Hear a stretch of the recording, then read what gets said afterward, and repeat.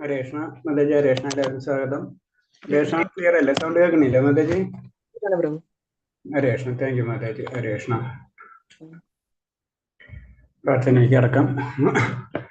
ഓം നമോ ഭഗവതേ വാസുദേവായ. ഓം നമോ ഭഗവതേ വാസുദേവായ. ഓം നമോ ഭഗവതേ വാസുദേവായ. നാരായണം നമസ്കൃത്യം നരം ചൈവ നരോത്തമം ദേവീം സരസ്വതീം വ്യാസം തതോ ജയമുദ്രയേത് നഷ്ടപ്രായേഷു ഭദ്രേഷു നിത്യം ഭാഗവത സേവയ ഭാഗവതോത്തമ ശ്ലോകേ ഭക്തിർഭവതി നഷ്ടഹി മൂകം കരോതി വാചാലം പങ്കും ലംഘയതേ ഗിരിയത് കൃപതമഹം വന്ദേ പരമാനന്ദമാധവം ശ്രീഗുരുദീനധാരിണം ശ്രീചൈതന്യമീശ്വരമോ ജ്ഞാനതിമിരാന്ധ്യസ്യ ജ്ഞാനാഞ്ജലശലാകയ ചക്ഷുർമീലിതം യേന തസ്മൈ ശ്രീഗുരുവേ നമഃ. ശ്രീചൈതന്യം മനോഭീഷ്ടം സ്ഥാപിതം യേന ഭൂതലേ സ്വയം രൂപകഥാമഹ്യം തദാദി സ്വഭാന്തികം വന്ദേഹം ശ്രീഗുരു ശ്രീയുതപദകമലം ശ്രീഗുരും വൈഷ്ണവാംശ ശ്രീരൂപം സാഗരജാതം സഹന രഘുനാദിത്യം തം സജീവം സദേവം സവദൂതം പരിജന സഹിത കൃഷ്ണ ചൈതന്യദേവം ശ്രീരാധാകൃഷ്ണപാദം സഹന ലളിത ശ്രീവിശാഖാനിം തം സഹേ കൃഷ്ണാകരുണാ സിന്ധു ദീന ബന്ധു ജയപദേ ഗോപേശ ഗോപിയാകാന്ത രാധാകാന്ത നമസ്തപ്തകാഞ്ചന ഗൗരാംഗേ രാധേ വൃന്ദാവനേ ശ്രീഷമാനസുതേ ദേവി പ്രണാമി ഹരിപ്രിയേ ശ്രീ നരസിംഹ ഹരിപ്രിയേ വാഞ്ചകൽപതരൂപേക്ഷ കൃപാസിന്ധ്യേഭ്യഃ പതിനാം പാവനേഭ്യോ വൈഷ്ണവേഭ്യോ നമോ നമോ വിഷ്ണുപദാ കൃഷ്ണപൃഷ്ഠാഭൂതലേ ശ്രീമദ് ജയപദാസാമിനി നാമിനി നമസ്തേ സാരസ്വതേവി ഗൗരവാണി പ്രജാനവിശേഷുനിവതിവാസാധ്യദേശധാരിണേ ജയ ശ്രീകൃഷ്ണ ചൈതന്യ പ്രഭു നിത്യാനന്ദ ശ്രീ അദ്വൈത ഗദാധര ശ്രീവാസാദി ഗൗരി വ്യക്തിവൃന്ദ. ഹരേ കൃഷ്ണ കൃഷ്ണ ഹരേ ഹരേ ഹരേ രാമ രാമ രാമ രാമ ഹരേ ഹരേ. ഹരേ കൃഷ്ണ. ഗുരുദേവ് ജ്ഞാനന്ദ ഗൗരി വൈഷ്ണവ.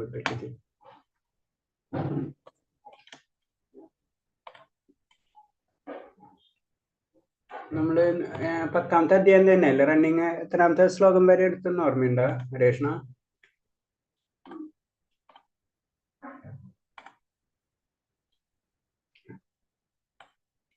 എന്റെ മൈൻഡിൽ വിട്ടുപോയി അതാ.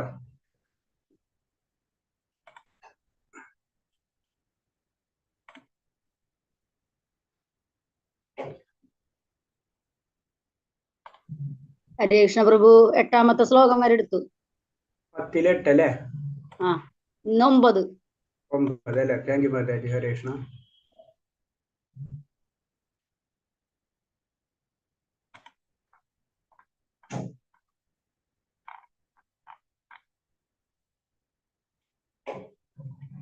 നമ്മൾ ഓപ്പൺ ബുക്കിന്റെ ക്വസ്റ്റ്യൻ ഇട്ടിട്ടുണ്ട്, അപ്പൊ അതൊന്ന് നോക്കാം എല്ലാവരും. അപ്പൊ അതില് മെയിൻ ആയിട്ട് അതിൽ ചോദ്യം എന്ന് പറയുന്നത്, ഒരു സെക്കൻഡ്.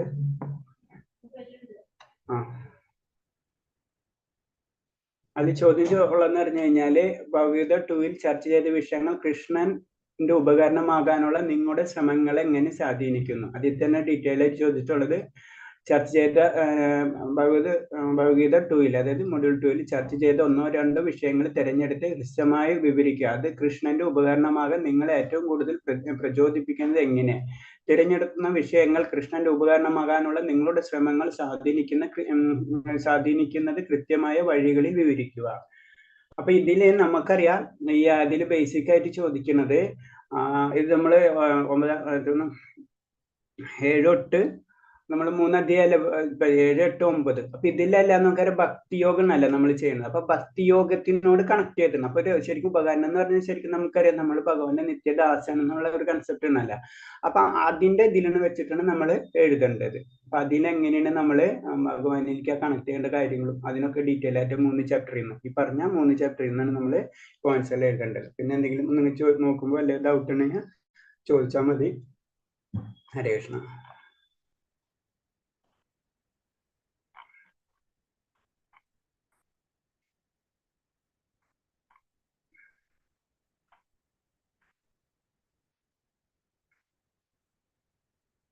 നമുക്ക് 10.8 വരെ കഴിഞ്ഞില്ല മതി. 9 വിട്ടല്ലേ ഇനി ഹരേഷ്ണ?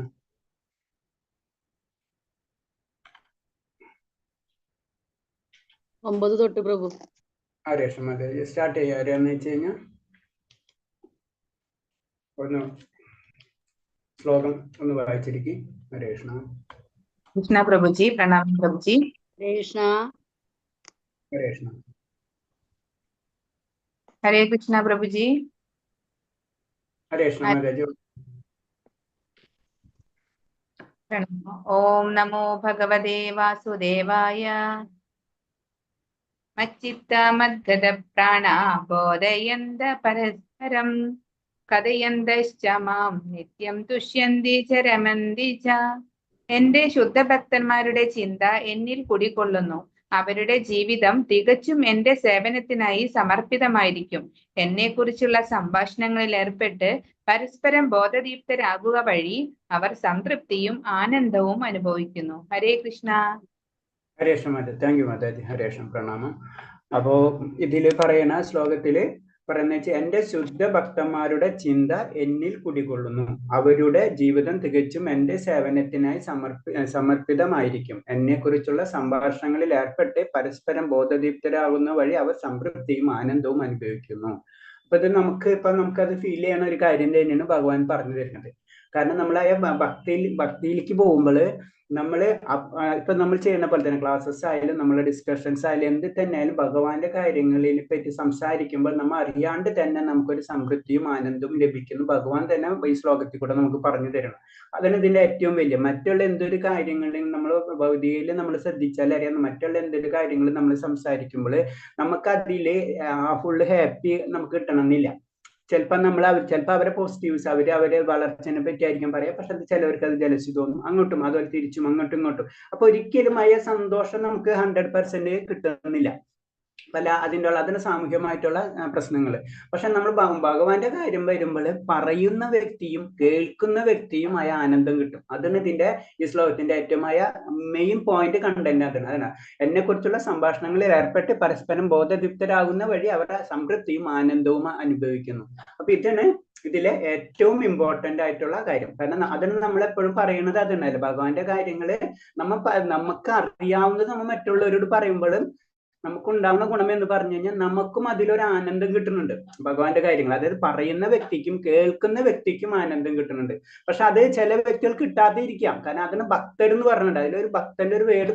അപ്പൊ എല്ലാവർക്കും അത് കിട്ടണമെന്നില്ല. കാരണം എന്ന് വെച്ചാൽ അത് നമുക്കറിയാം. നമുക്കറിയാം 4 വിധം ഭക്തരെ പറ്റിയും അങ്ങനത്തെ, അല്ലെങ്കിൽ അതിനേലും താഴ്ന്നുള്ള വ്യക്തികളും അവർക്കൊന്നും അപ്പൊ അസുര ഗുണത്തിലുള്ളവർക്ക് അവർക്ക് അത് കിട്ടണമെന്നില്ല. പക്ഷെ ഭക്തന്റെ ലെവലിലേക്ക് നമ്മൾ ഉയർന്നു കഴിഞ്ഞു കഴിഞ്ഞാൽ നമുക്ക് തീർച്ചയായിട്ടും ആനന്ദം നമുക്ക് ലഭിച്ചിരിക്കുന്നു. ഭഗവാൻ കൺഫേം പറഞ്ഞിരിക്കുന്നു. അപ്പൊ നമ്മൾ ശ്രദ്ധിക്കുക, ഭഗവാന്റെ കാര്യങ്ങൾ നമ്മൾ പറയുകയാണെങ്കിലും കേൾക്കുന്ന വ്യക്തിക്കും ആനന്ദം ലഭിക്കുന്നില്ല എന്ന് വെച്ച് കഴിഞ്ഞാൽ നമുക്ക് മനസ്സിലാക്കാം ആ വ്യക്തിക്ക് അല്ലെങ്കിൽ നമുക്കോ അതിലുള്ള ഇതുണ്ടല്ലോ സ്നേഹം, പ്രേമം അത് കുറവാണ്. അത് കാരണം കൊണ്ടാണ് നമ്മൾ അത് കേൾക്കാനും അത് പറയാനും നമുക്ക് ഉണ്ടാവുന്ന പ്രശ്നങ്ങൾ. അതിനുണ്ടെന്ന് വെച്ച് കഴിഞ്ഞാൽ കൺഫേം ആണ് നമ്മൾ അതിലേക്കുള്ള യാത്രയിലേക്കാണ്. അതാണ് ഈ ശ്ലോകത്തിൽ പറഞ്ഞിട്ടുള്ളത്. പിന്നെ അതിൽ ഡീറ്റെയിൽ ആയിട്ട് ശ്ലോകത്തിന്റെ ഡീറ്റെയിൽ പറയുന്നത് ഭക്തിയുത സേവനത്തിന്റെ പ്രാഥമിക ഘട്ടത്തിൽ ദിവ്യമായ ആനന്ദം ആസ്വദിക്കുന്നു. പരിപക്വാവസ്ഥയിൽ ഭക്തൻ ഭഗവത് പ്രേമത്തിൽ സ്ഥിതി ചെയ്യുന്നു. അതീന്ദ്രിയാവസ്ഥയിൽ എത്തിയവർക്ക് സ്വധാമസ്ഥനായ ഭഗവാന്റെ നിതാന്ത പൂർണ്ണത അനുഭവവേദ്യമാകും. അപ്പൊ ഇതിലെ 2 സെക്ഷനായിട്ട് തിരിക്കണം. ഭക്തിനെ 2 സെക്ഷനായിട്ട് തിരിക്കണം. അത് പ്രാഥമിക ഘട്ടം. അപ്പൊ നമുക്ക് തന്നെ അറിയാം, നമ്മൾ ചില സമയത്ത് നമ്മൾ അങ്ങനത്തെ അമ്പലത്തിൽ പോകുമ്പോഴും അങ്ങനത്തെ കീർത്തനങ്ങൾ കേൾക്കുമ്പോഴും ഒക്കെ പ്രത്യേകിച്ച് നമുക്കൊരു ആനന്ദവും നമുക്ക് അറിയാണ്ട് ഉള്ളിൽ നിന്നുള്ള ഒരു ഇത് വരും. നമുക്ക് എല്ലാ സമയത്തില്ല. നല്ല പ്യുവർ ഡിവോട്ടീസ് ഒക്കെ ആണെന്ന് വെച്ച് കഴിഞ്ഞാൽ തീർച്ചയായിട്ടും അവർക്ക് ആ ടൈമിൽ അവരെ തന്നെ മറന്നുപോയി ആ ഒരു ആനന്ദത്തിൽ അവർ കാണാം നമുക്ക്. പക്ഷെ സാധാരണ രീതിയിൽ അതിനും താഴെയുള്ളത് അല്ലെങ്കിൽ അതിനും ചെറിയ വ്യത്യാസമുള്ളവർക്കും ഭക്തിയിലേക്ക് വരുന്നിട്ടുണ്ടെങ്കിൽ ആ വ്യക്തിക്ക് തീർച്ചയായിട്ടും അതിൽ നിന്ന് ആനന്ദം ലഭിക്കും. അതാണ് അതിന് പ്രാഥമിക ഘട്ടം എന്ന് പറയുന്നത്. അത് ഫസ്റ്റ്. പിന്നെ അതിന്റെ പരിപക്വാവസ്ഥ എന്ന് പറഞ്ഞു കഴിഞ്ഞാൽ പ്രേമത്തിൽ സ്ഥിതി ചെയ്യുന്നു.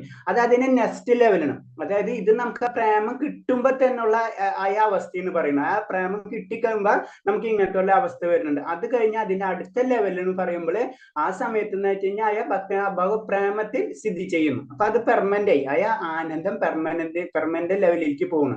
അതീന്ദ്രിയ അവസ്ഥയിൽ എത്തിയവർക്ക് സ്വധാമസ്ഥനായ ഭഗവാന്റെ നിതാന്ത പൂർണ്ണത അനുഭവവേദ്യം. അപ്പൊ അത് കഴിഞ്ഞിട്ട് 3 സെക്ഷനാണ് ഇതിൽ തിരിച്ചിട്ടുള്ള. പ്രാഥമിക ഘട്ടം, പിന്നെ മിഡില്, പിന്നെ അൾട്ടിമേറ്റ് പോയിന്റ്. അപ്പൊ അൾട്ടിമേറ്റ് പോയിന്റിൽ എത്തിക്കഴിഞ്ഞാൽ മീൻസ് നമുക്കറിയാം അത് സമാധി അല്ലെങ്കിൽ അൾട്ടിമേറ്റ് ആ ഭക്തൻ എന്നുള്ള ലെവൽ അത് ഭഗവാനിലേക്ക് എത്തിച്ചേർന്ന് കഴിഞ്ഞു.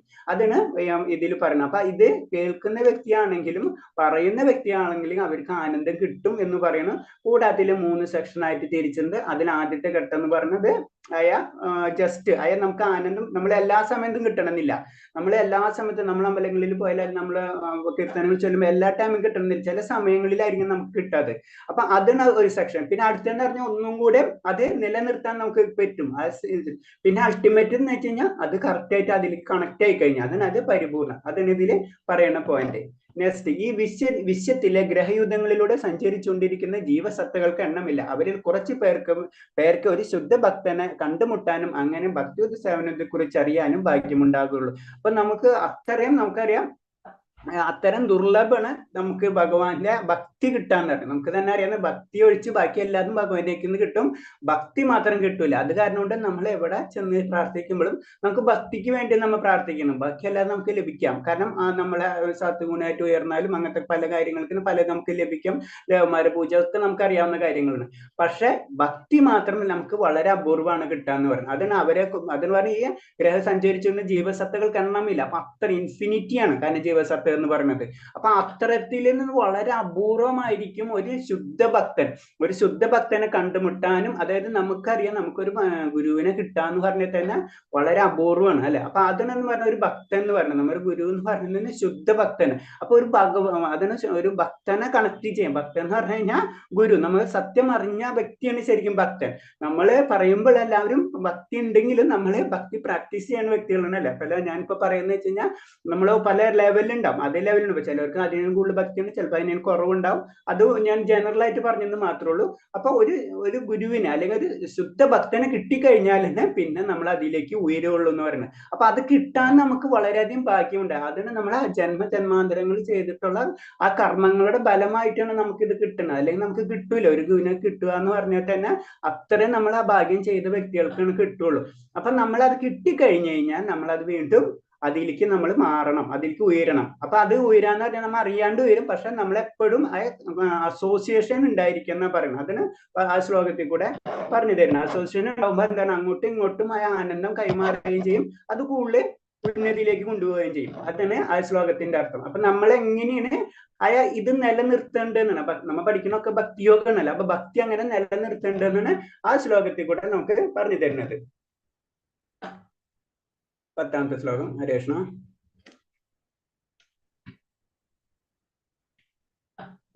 പക്ഷെ 10ാമത്തെ ശ്ലോകം ആരാ വായിക്കുന്നത്?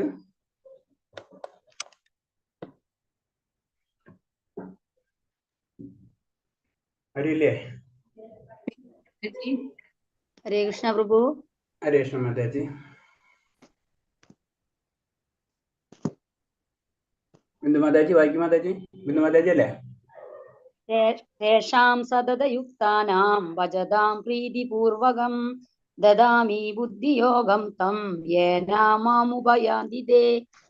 പ്രേമഭക്തിയോടെ എന്നെ സദാ ആരാധിക്കുന്നവർക്ക് എന്നെ പ്രാപിക്കാൻ ഉതകുന്ന ബുദ്ധിവിശേഷം ഞാൻ നൽകും.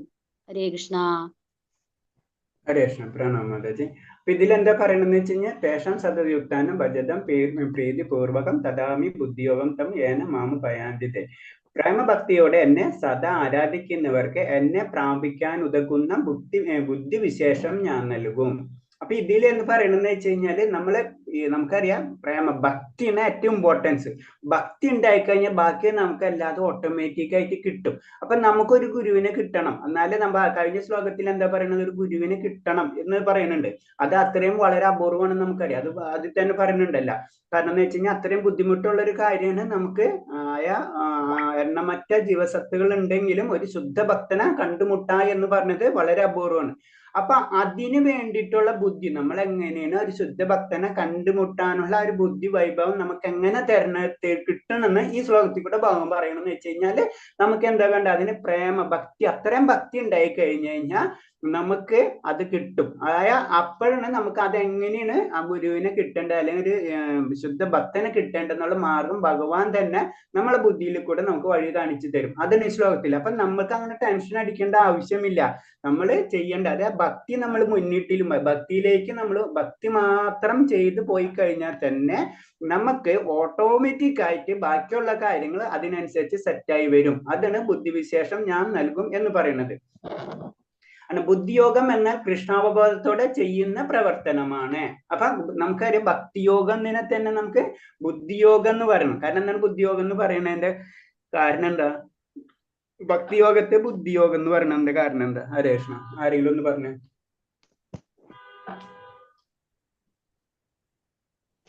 ഇതിൽ പറയുന്നത് ബുദ്ധിയോഗം എന്നാൽ കൃഷ്ണാവബോധത്തോടെ ചെയ്യുന്ന പ്രവർത്തനമാണ്. അതിന്റെ ഒന്നും എന്തുകൊണ്ട് അപ്പൊ അത് ബുദ്ധിയോഗം എന്ന് പറയുന്നതിന് കൃഷ്ണാവബോധത്തെ?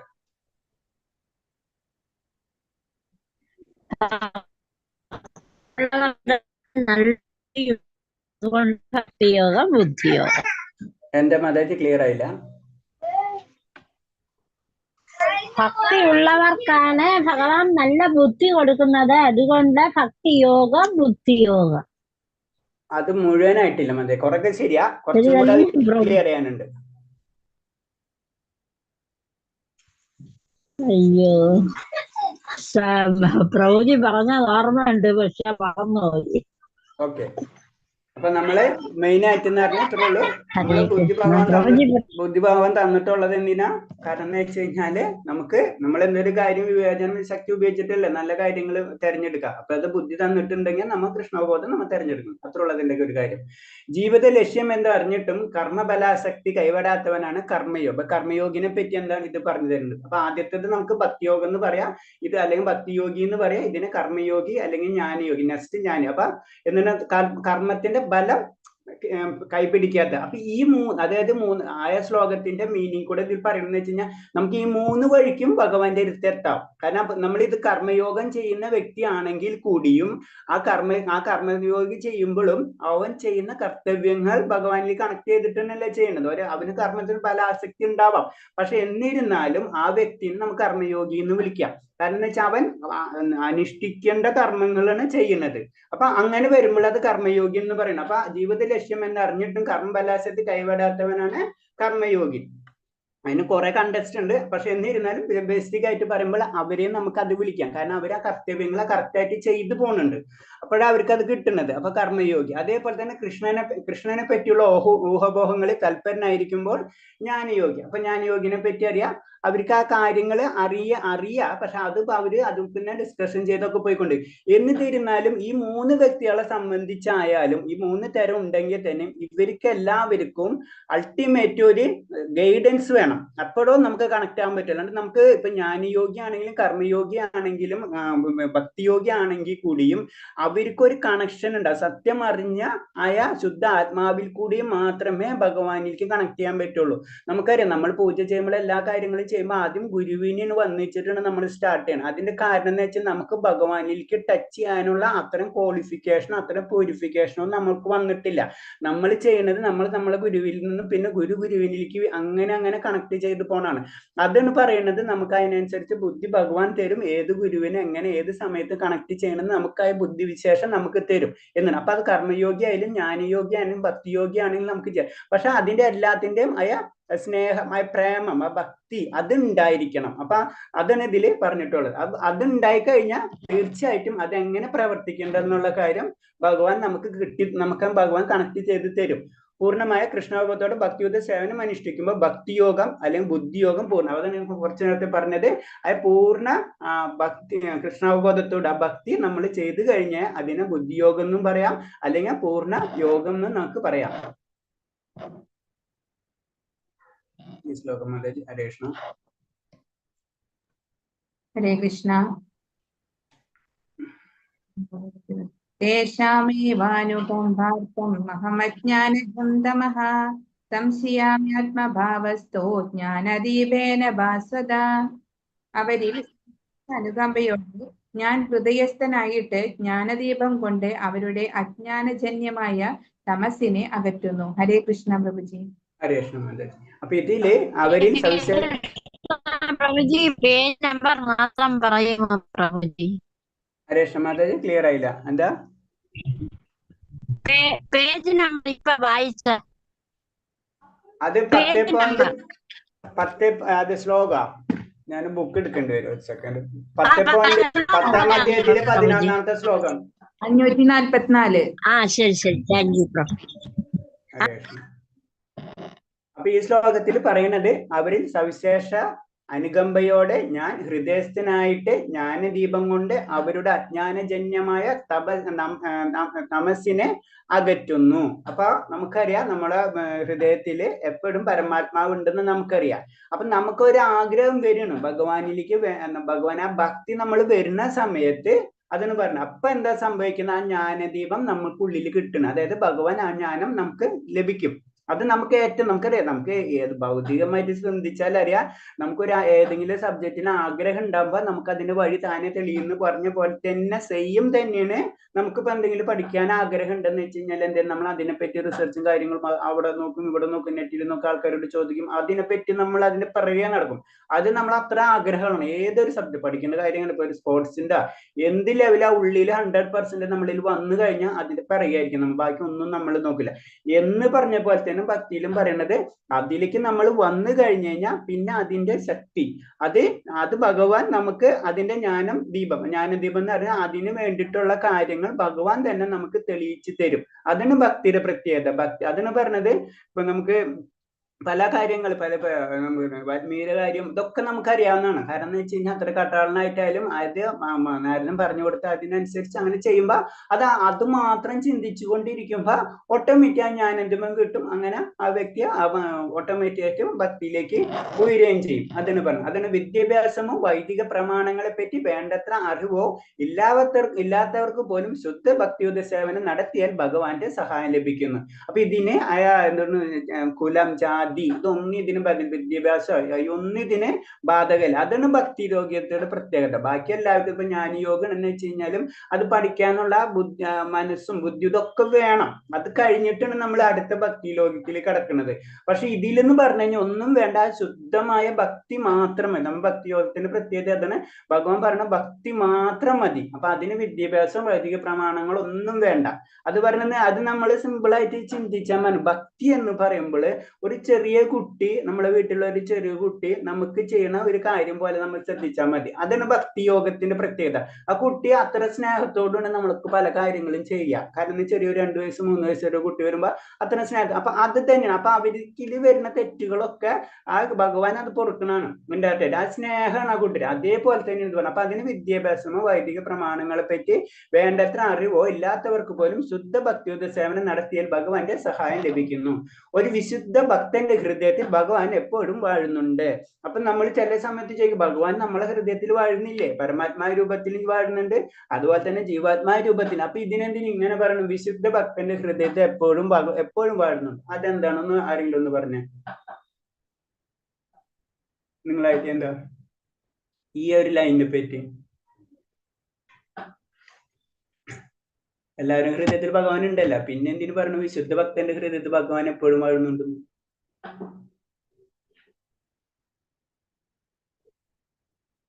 ഭക്തനെ ഭഗവാൻ ഒരിക്കലും കൈവിടുകയില്ല. അതുകൊണ്ട് വിശുദ്ധ ഭക്തന്റെ ഹൃദയത്തിൽ എപ്പോഴും എല്ലാവരുടെ ഹൃദയത്തിലും പരമാത്മാവായിട്ടിരിക്കും. പക്ഷേ ശുദ്ധ ഭക്തനെ ഒരിക്കലും ഭഗവാൻ കൈവിടുകയില്ല. ഓക്കെ, അത് മാതാജി പറഞ്ഞ പോയിന്റ് കുറെ ശരിയാ. പിന്നെ ആരെങ്കിലും എന്തെങ്കിലും പോയിന്റ്സ് ഉണ്ടെങ്കിൽ?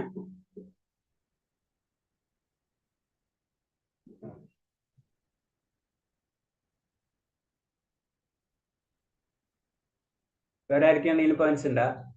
കൃഷ്ണ, ഭക്തിയുത സേവനം എല്ലാവരുടെ ഹൃദയത്തിലും പരമാത്മാവും ജീവാത്മാവുമായിട്ട് ഭഗവാൻ ഉണ്ട്. പക്ഷെ ഒരു കൃഷ്ണോപദത്തോടെ ഭക്തിയുത സേവനത്തിൽ ഏർപ്പെട്ടിരിക്കുന്ന ഒരു ഭക്തനാണ് വിശുദ്ധ ഭക്തൻ.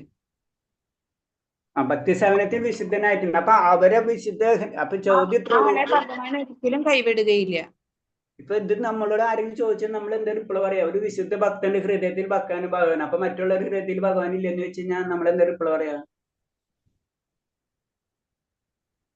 അപ്പൊ ഭഗവാനെ കുറിച്ച് നമ്മൾ അറിഞ്ഞു, നമ്മളുടെ ഉള്ളിലുണ്ടാ ഭഗവാനെ കുറിച്ചുള്ള അജ്ഞാനം നീങ്ങി, നമ്മളുടെ ജ്ഞാനം കിട്ടി കഴിഞ്ഞിട്ടേ പ്രഭുജി.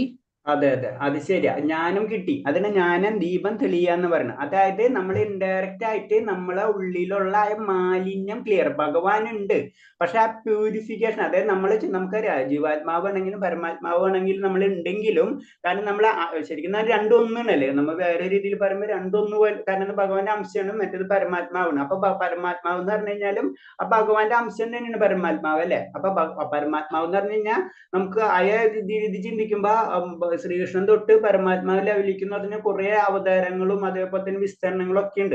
അപ്പൊ ഇത് നമുക്ക് പെട്ടെന്ന് ഒരു രീതിയിൽ ചിന്തിക്കുമ്പോൾ നമുക്ക് പെട്ടെന്ന് പറയാൻ പറ്റുന്നത് എത്ര ഉള്ളൂ. കാരണം എന്ന് വെച്ച് കഴിഞ്ഞാല് എല്ലാവരുടെ ഹൃദയത്തിൽ ഉണ്ടെങ്കിൽ കൂടിയും ഭക്തന്റെ ഹൃദയത്തിൽ വരുമ്പോൾ അത് നിർമ്മലത്വം കൂടാതില്ല, അത് പ്യൂരിറ്റി കൂടായിരിക്കും.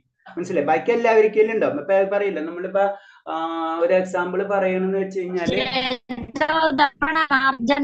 ആ ശ്ലോകല്ലേ പ്രഭുജി, അത് തന്നെ, അതായത് ആ പ്യൂരിറ്റി കൂടിക്കൊണ്ടിരിക്കും. നമ്മൾക്ക് എല്ലാവർക്കും താമര ഉണ്ട്, മനസ്സിലായി? ചില താമര അത്രയും ഫ്രഷ് ആയിരിക്കും. അപ്പൊ അതാണ് ഇതിൽ പറഞ്ഞ, അതാണ് ഏറ്റവും അൾട്ടിമേറ്റ്. അപ്പൊ ഏറ്റവും കൂടുതൽ അവിടേക്കല്ലേ പോവാ. അതെന്ന് പറഞ്ഞാൽ ശരിക്കും ആ ലെവലിലേക്ക് ഉയരും ആ ഭക്തൻ. അതാണ് അവരുടെ ഹൃദയത്തിൽ. അപ്പൊ എല്ലാവരുടെ ഹൃദയത്തിലുണ്ട്, പക്ഷെ ആളെ ഹൃദയത്തിലുള്ള ഭഗവാൻ അത് കുറച്ചും കൂടെ ഹൈ പ്യൂരിറ്റി 100% ഉണ്ടായിരിക്കും. അതാണ് ഭക്തന്റെ. മറ്റുള്ളവർക്കും ഇല്ല എന്നല്ല. അത് കാരണം കൊണ്ട് തന്നെയല്ല വിദ്വാൻമാർ, നമ്മളെ ബുദ്ധിയുള്ള അതായത് ആചാര്യന്മാരെ എല്ലാവരും ഒരേപോലെ കാണുന്നത്, പരമാത്മ രൂപത്തിൽ എല്ലാവരും കാണേണ്ട കാരണം എല്ലാവരിലും വസിക്കുന്നുണ്ട്. പക്ഷെ അത് വരുമ്പോ അത് ശരിക്കും മനസ്സിലാവും. നമ്മളേക്കൽ വരുമ്പോ ആ പ്യൂരിറ്റിനെ പറ്റിയാണ് ഇതിൽ പറയുന്നത്.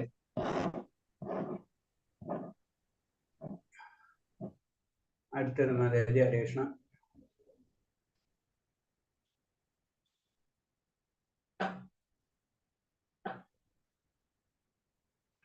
ആരാ 12ഉം 13?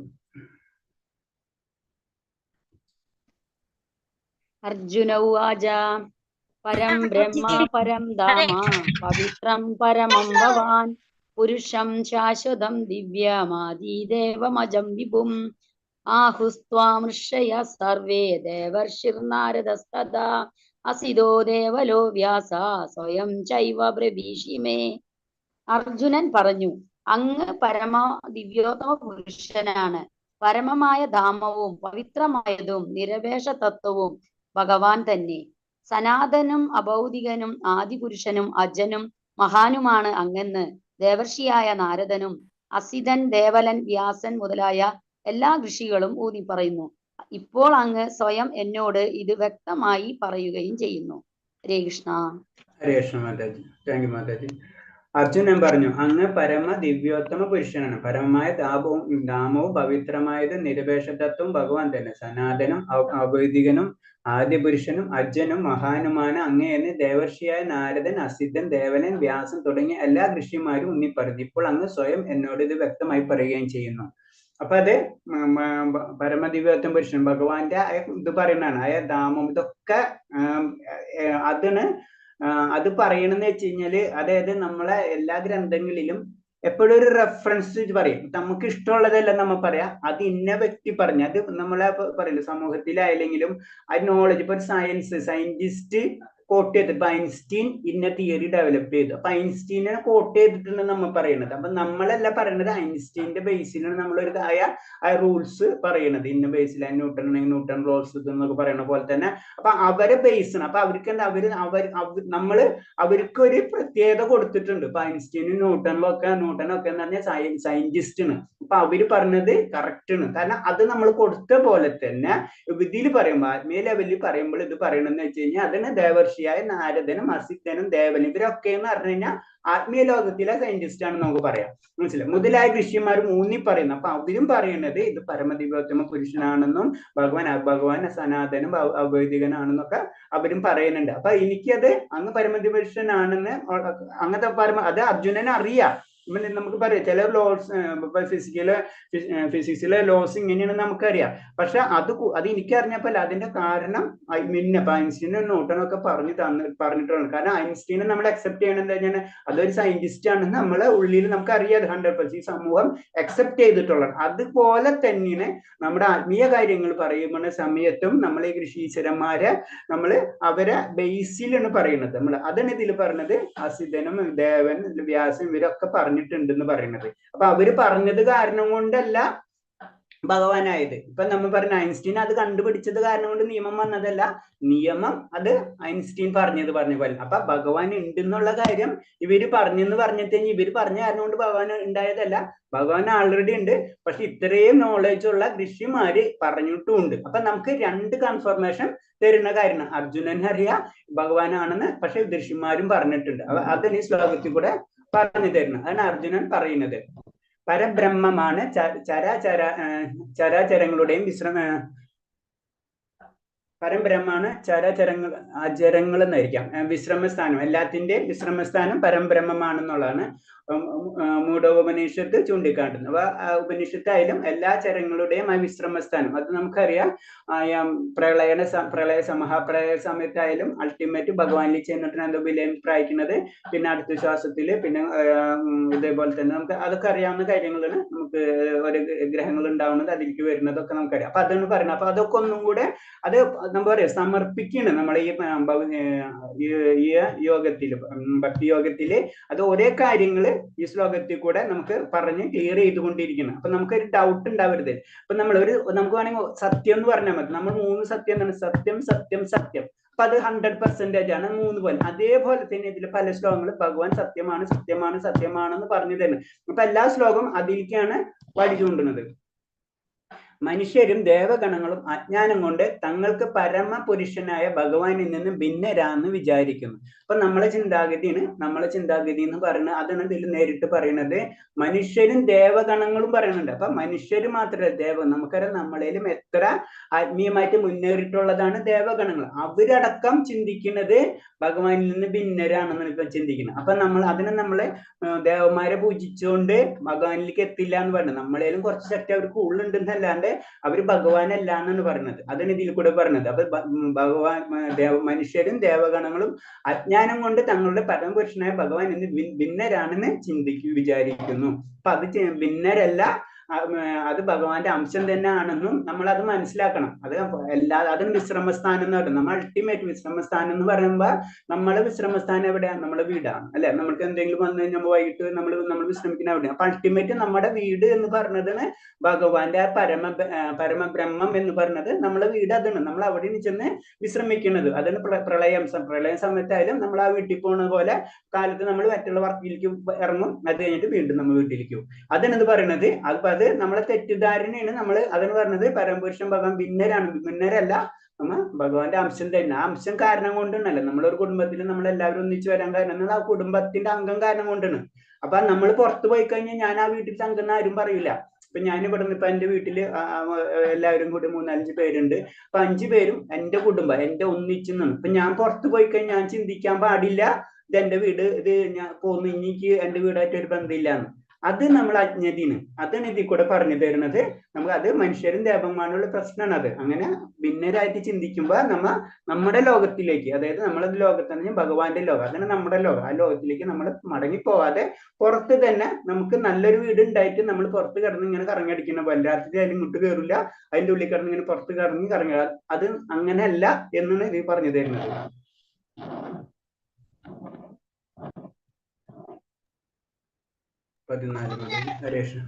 ഹരേ കൃഷ്ണ പ്രഭുജി. ഹരേ കൃഷ്ണ. സർവം മന്യേ ജന്മാം വദസി കേശവ നഹി തേ ഭഗവൻ വ്യക്തിം വിദുർദേവാനദാനവ.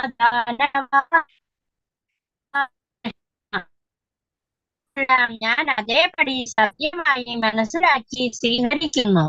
പ്രഭോ, ദേവന്മാർക്കോ ദാനവന്മാർക്കോ അവിടുത്തെ മനസ്സിലാക്കാൻ കഴിയില്ല. ഹരേ കൃഷ്ണ പ്രഭുജി. ഹരേ കൃഷ്ണ. പറഞ്ഞത് അല്ലയോ കൃഷ്ണ, അങ്ങ് പറഞ്ഞതല്ല ഞാൻ അതേപടി സത്യമേ മനസ്സിലാക്കി സ്വീകരിക്കുന്നു. പ്രഭു, ദേവന്മാർക്കോ ദാനവന്മാർക്കോ അവിടുത്തെ വ്യക്തിത്വം മനസ്സിലാകാൻ കഴിയില്ല. അപ്പൊ അത് അർജുനൻ തന്നെ ഗ്യാരണ്ടി പറയുന്ന ദേവന്മാർക്കടക്കം. അതാണ് നമ്മളെ തെറ്റിദ്ധാരണ എന്തിനാ, നമ്മൾ ദേവന്മാരെ പൂജിക്കും, നമ്മൾ അവരെ പൂജിക്കണം പറയുമ്പോ ഭഗവാൻ പറയണ്ടല്ലോ അങ്ങനെ പൂജിച്ചാൽ അവരെ ലോകത്തിലെത്തുള്ളൂ, എന്റെ ലോകത്തെത്തുന്നില്ല എന്ന് പറഞ്ഞിട്ടുണ്ടല്ലോ. അത് ഇതിന്റെ കാരണം അവർക്ക് ഇപ്പൊ നമ്മ മനുഷ്യന്റെ ലോകത്ത് എത്തുന്ന പോലെ തന്നെയാണ് അവർക്ക് അതിനുള്ള കപ്പാസിറ്റി ഇല്ല. അത് ജീവാത്മാക്കളാണ്. അതിന് അവർക്ക് പോലും അപ്പൊ നമുക്ക് പിന്നെ നമ്മുടെ കാര്യം പറയാനുണ്ട്. അതൊന്നും കൂടെ ക്ലിയർ ചെയ്യാൻ വേണ്ടിയാണ് ദേവന്മാർക്കോ ദാനവർക്കോ അവിടുത്തെ വ്യക്തിത്വം മനസ്സിലാക്കാൻ കഴിയില്ല. അപ്പൊ അത് ഭക്തി എന്ന് പറയുമ്പോൾ നമുക്ക് ഈസി ആയിട്ട് ഭഗവാനെ കിട്ടില്ല, ഭഗവാന്റെ രൂപം കാര്യങ്ങൾ നമുക്ക് മനസ്സിലാവില്ല എന്ന് പറഞ്ഞു. അപ്പൊ ഈസി അല്ല, ഭക്തി ലോകം നമ്മൾ ചിന്തിക്കണ പോലെ ഈസിയും അല്ല. ഭഗവാൻ പറയുന്നുണ്ട് ബാക്കി ഒന്നും വേണ്ട, ക്വാളിഫിക്കേഷനും വേണ്ട, ഒന്നും വേണ്ട, കുലമില്ല ജാതിയില്ല, ഒന്നും വേണ്ട, അൾട്ടിമേറ്റ് ഭക്തി തന്നെ. പക്ഷെ പിന്നീടത്തെ ശ്ലോകങ്ങളില് അത് ഈസി അല്ല എന്നുകൂടി ഇൻഡയറക്റ്റ് ആയിട്ട് പറഞ്ഞു വരുന്നുണ്ട്. കാരണം ദേവന്മാർക്കോ ദാനവന്മാർക്കോ അവിടുത്തെ വ്യക്തിത്വം മനസ്സിലാകാൻ കഴിയില്ല എന്നും കൂടെ പറയുമ്പോ ഭക്തി എന്ന് പറയുന്നത് ഈസി അല്ല, അതും കൂടെ നമ്മൾ മനസ്സിലാക്കണം. അത് നമ്മൾ ഇപ്പോഴത്തേനും നമ്മൾ ശ്രദ്ധിച്ചാൽ അറിയാം, നമ്മൾ ഓരോ സ്റ്റേജ് കഴിയും തോറും നമുക്ക് എന്താ പറയുക മരീചിക പോലെയാണ്. ഭഗവാൻ ഇങ്ങനെ ആദ്യം നമ്മൾ വിചാരിക്കും വളരെ അടുത്താണ്. അതിനൊരു ചെറിയ എക്സാമ്പിൾ പറയാന്ന് വെച്ച് കഴിഞ്ഞാല്, നമുക്ക് ചെറിയ കുട്ടികൾ കരോട്ട പഠിക്കാൻ പോകുമ്പോൾ ഫസ്റ്റ് പഠിക്കാൻ പോകുമ്പോൾ അവര് ഇങ്ങനെ ജസ്റ്റ് പ്രാക്ടീസ് ചെയ്ത് തുടങ്ങും. പ്രാക്ടീസ് ചെയ്യുമ്പോൾ പറയും ഇവിടെ ഇടിച്ചു കഴിഞ്ഞ് കഴിഞ്ഞാൽ അതുകൊണ്ട് അപ്പുറത്തെ ആൾ കഴിഞ്ഞു, പിന്നെ ഒന്നും ചിന്തിക്കേണ്ട. അപ്പൊ അവർക്ക് ഫസ്റ്റ് വൈറ്റ് ബെൽറ്റ് കിട്ടും, അപ്പൊ ഭയങ്കര പവറൊക്കെ തോന്നും, ഇനി ഒന്നും ഈ ലോകം മുഴുവൻ എനിക്ക് കീഴടക്കാന്ന് തോന്നും. പിന്നെ സെക്കൻഡ് ബെൽറ്റ് കിട്ടും, തേർഡ് ബെൽറ്റ് ഒക്കെ കിട്ടും. അങ്ങനെ ലാസ്റ്റ് ബെൽറ്റിലേക്ക് എത്താറാകുമ്പോഴേക്കും ആ വ്യക്തിക്ക് മനസ്സിലാവും ഇത് ഇവിടെ കൊണ്ടൊന്നും തീരൂല. ആദ്യമൊക്കെ പഠിപ്പിക്കാൻ നേരത്തെ മുട്ടിന്റെ അവിടെ നിന്ന് ടച്ച് ചെയ്താൽ മതി, പിന്നെ ആളവിടെ വീഴും, പിന്നെ അതിന് മർമ്മം എന്നൊക്കെ പറയും. അത് കഴിഞ്ഞിട്ട് ലാസ്റ്റ് നമ്മൾ ബ്ലാക്ക് ബെൽറ്റ് ആ ലെവലിലേക്ക് എത്തുമ്പോഴേക്കും ആ വ്യക്തിക്ക് ഒരാളെ തൊടാൻ പറ്റില്ല, കാരണം അയാൾ നോക്കുമ്പോൾ ശരീരം മുഴുവനും മർമ്മമാണ്. അപ്പൊ അതാണ് ഭക്തിയുടെ കേസ് നമുക്ക് വേണമെങ്കിൽ അങ്ങനെ കമ്പയർ ചെയ്യാം. കാരണം നമ്മൾ എന്തോരം മുന്നിലേക്ക് പോകും തോറും അത്രയും കാര്യങ്ങൾ നമ്മൾ പഠിച്ചുകൊണ്ടിരിക്കും. അപ്പൊ അതാണ് ഇതിൽ പറയുന്നത്, ഞാനത് പറഞ്ഞെന്ന് മാത്രമേ ഉള്ളൂ. അപ്പൊ അത്തരം ബുദ്ധിമുട്ടുണ്ട്, നമുക്കത് പെട്ടെന്ന് മനസ്സിലാവില്ല. നമ്മൾ ആദ്യം ചിന്തിക്കും, നമ്മൾ കുറച്ച് ഭക്തിയിലേക്കൊക്കെ വരുമ്പോൾ വിചാരിക്കും ഇതുള്ളൂ അങ്ങനെ ചെയ്താൽ. പക്ഷെ മുന്നിലേക്ക് കയറുന്നോറും ഭഗവാൻ ശരിക്കും അടുക്കല്ല, നമ്മൾ പറയുമ്പോ പറയാം അടുക്കുന്നു, പക്ഷെ ഭഗവാൻ അകല എന്ന് പറഞ്ഞു കഴിഞ്ഞാല് നമുക്ക് അത്ര ഈസി അല്ല അത് ലഭിക്കാൻ. അതാണ് അതിന്റെ മീനിങ്. കാരണം ഭക്തി എന്ന് പറയുമ്പോ അത്രയും ഇൻവോൾവ്മെന്റ് ഉണ്ട് അതില്. പാരമ്പര്യ സമ്പ്രദായം നശിച്ചപ്പോൾ അതിനെ പുനരുദ്ധരിപ്പിക്കാൻ അതിനെ തെരഞ്ഞെടുത്തു. അപ്പൊ ഇതില് ജസ്റ്റ് പറയണമെന്ന് വെച്ച് കഴിഞ്ഞാൽ പാരമ്പര്യം എന്ന് പറഞ്ഞ ഉദ്ദേശത്തിലുള്ളൂ. കാരണം എന്ന് വെച്ച് കഴിഞ്ഞാൽ ഈ നമ്മൾ സനാതന ധർമ്മം എന്ന് പറയുമ്പോൾ നമുക്കറിയാം ഒരിക്കലും നശിക്കാത്ത ധർമ്മമാണെന്ന് അറിയാം. അപ്പൊ അങ്ങനെ വരുമ്പോൾ അർജുനനോട് ഇത് പറഞ്ഞു കൊടുത്ത കാരണം മുൻ ജന്മങ്ങളിൽ അതായത് കുറെ കാലം മുന്നേ പറഞ്ഞിട്ട് കൊടുത്തിട്ടുള്ള കാര്യങ്ങളായിരുന്നു. പക്ഷെ നമുക്കറിയാം നമ്മൾ എന്തൊരു കാര്യമാണെങ്കിലും കുറെ കഴിയുമ്പോൾ നമ്മുടെ ശരീരം പോലെ തന്നെ എന്തൊരു വസ്തുക്കളും നമ്മുടെ നോളജും ഒക്കെ അങ്ങോട്ടും ഇങ്ങോട്ടും കുറെ കാലം കഴിയുമ്പോൾ മാറി നഷ്ടപ്പെടാം. അപ്പൊ അങ്ങനെ വരുമ്പോൾ അത് റിപ്പീറ്റ് ചെയ്ത് കൊടുക്കണതാണ്. അപ്പൊ അത് ഇതൊരു ഭാവാർത്ഥമായിട്ട് വന്നത് മാത്രമുള്ളത്. അത് അത്ര ഇമ്പോർട്ടൻസ് അല്ല, നമ്മൾ പഠിച്ചിട്ടുള്ള ശ്ലോകങ്ങളാണ് അതൊക്കെ. ഹരേ കൃഷ്ണ. ഓം നമോ ഭഗവതേ വാസുദേവായ. സ്വയമേവാത്മാനമാത്മാനം വേദ ത്വം പുരുഷോത്തമ ഭൂതഭാവേന ഭൂതേശ ദേവദേവ ജഗൽപദേ. ഹേ പുരുഷോത്തമ, സർവഭൂതങ്ങൾക്കും ഉൽപ്പത്തി സ്ഥാനവും ദേവന്മാർക്ക് ദേവനുമായ ഭഗവാനെ ജഗദീശ്വര, അങ്ങയ്ക്ക് മാത്രമേ അങ്ങയുടെ തന്നെ അന്തരംഗ ശക്തിയാൽ അങ്ങയെ അറിയുവാൻ കഴിയുകയുള്ളൂ. ഹരേ കൃഷ്ണ പ്രഭുജി. ഹരേ കൃഷ്ണ.